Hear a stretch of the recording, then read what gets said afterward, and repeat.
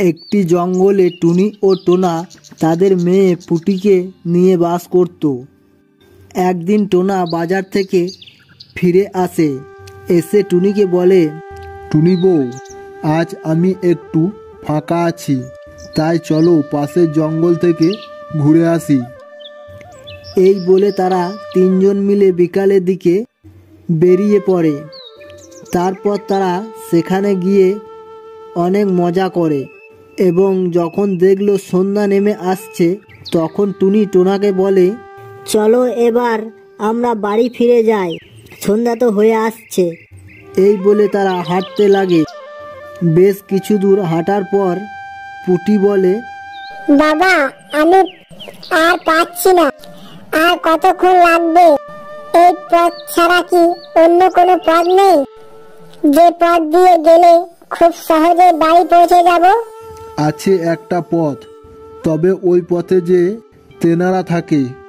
তবে তুই চিন্তা করিস না, আমি আর তোর মা আছি, কোনো ভয় নেই। এবার চো তো দেখি, তাড়াতাড়ি পা চালিয়ে। কিছু দূর আসার পর তারা দেখলো রাস্তায় একটা গাছ পড়ে আছে। সেটা দেখে তারা তিনজনে দাঁড়িয়ে পড়ে আর টোনা জোরে জোরে বলতে থাকে, কেউ কি আছো এখানে? যদি থেকে থাকো তাহলে গাছটা সরিয়ে দাও, আমরা যে পেরোতে পারছি না। টোনার মুখে এ কথা শেষ না হতেই একটা ভয়ঙ্কর হাসি শোনা গেল আর তাদের সামনে একটা ডাইনি চলে আসে।